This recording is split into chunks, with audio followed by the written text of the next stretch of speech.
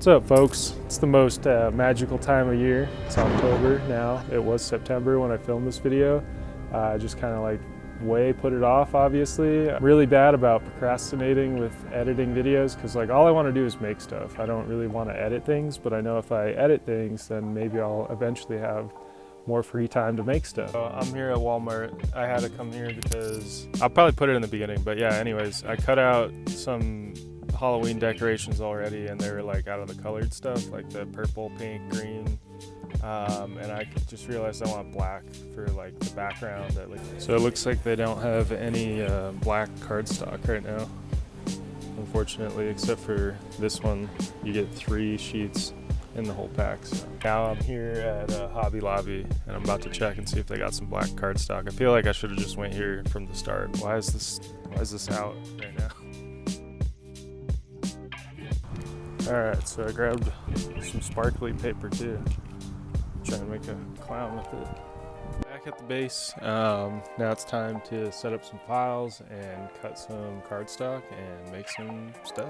Got some pretty good color options here, you know, these are more like pastels down below, and then got the black. But I think what I want to do is use this drawing that I did. What I did is I took the line art from that file and I made a new file. So now I have my line art just chilling here, and I'm gonna fill it in with colors that kind of match the colors that I have, and that's how I'll do my color separations. What I've decided to do is just go with orange and yellow, and so now all I'm doing is I'm adding like an outline to everything.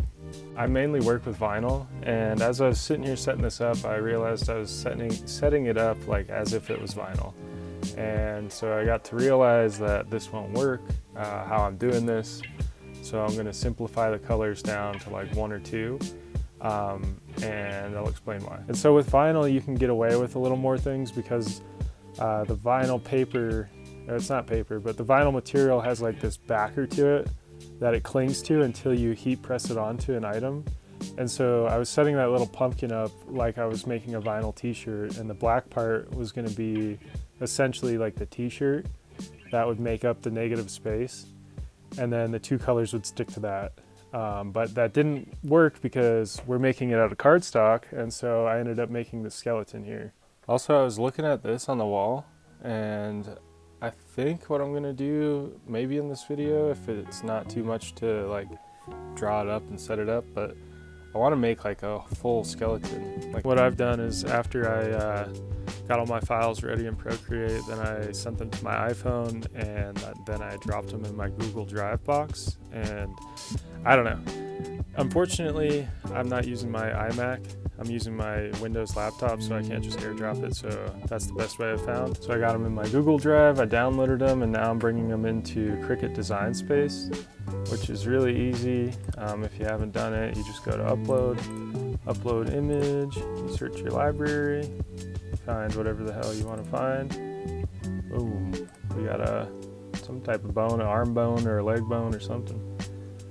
And yeah, I'm gonna just do a single layer because it's a single color, and upload it. Boom, it's in there. It comes in gigantic for whatever reason. I just make it small. Maybe this was a leg bone, I don't know. Once I get everything in here, then I'm gonna set it up how I want it. I'll show you. Alright, so that's starting to look like our skeleton.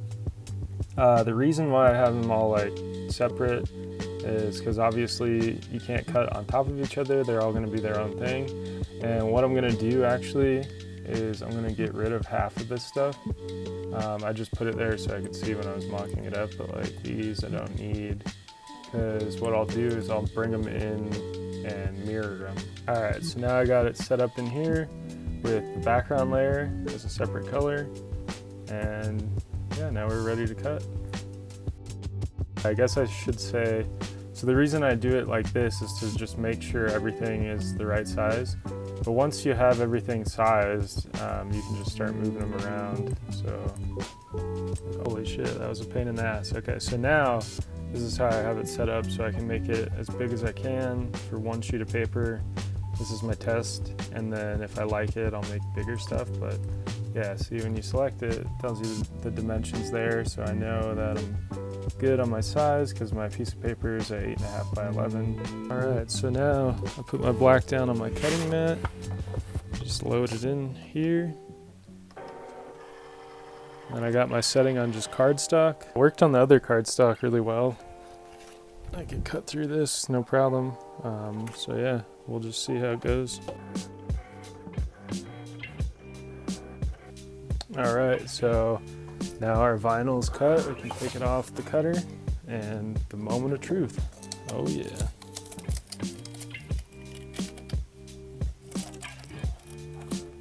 Yeah, it's kind of hard to do with one hand, but all right, so that worked. We even got the little legs, the little shoes. But yeah, so now I'm just gonna cut out the rest of the black stuff, and then I'm gonna cut out the orange, and we'll start gluing them down. And I'm thinking about it now, and I don't know what they're called, but I need those little like push pin things you put in so it makes like the hinge, you know? So I'll have to go back to the store for that, but here we go. All right, so this is what we're working with now. We got the whole body, even the hands work, so I'm pretty stoked on that. So now we just need to cut the orange border. And if you didn't know, like, I did these little shoes because I couldn't figure out how to do the feet in the silhouette, so I was just like, fuck it. Just give them some shoes, make it easy on myself. Alright, so I'm just kind of laying them out, and good thing I did because I guess I didn't cut a backer for this, so I got to do that real quick. So the next thing we're going to do is we're going to spray glue adhesive onto the front part and then stick it to the backer. And I'm lucky that I ate some pizza last night because I have this cardboard box. This is what I'm going to use to spray on the back of the stencil, and then that way it doesn't get on the garage floor. Alright, so unfortunately sprayed the wrong side.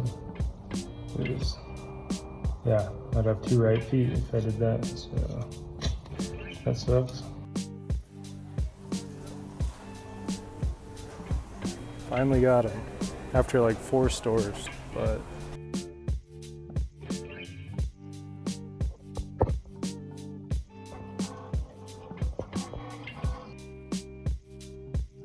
yeah, I hope you like this video.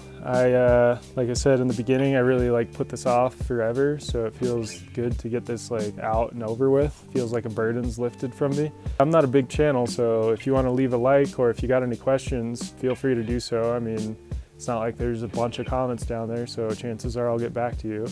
I'm always checking. I mean, I always get the notification, so if you have any questions on any of this kind of stuff, or if you want any other tutorials, definitely leave a comment and let me know. And it gives me ideas of what else I can make tutorials on.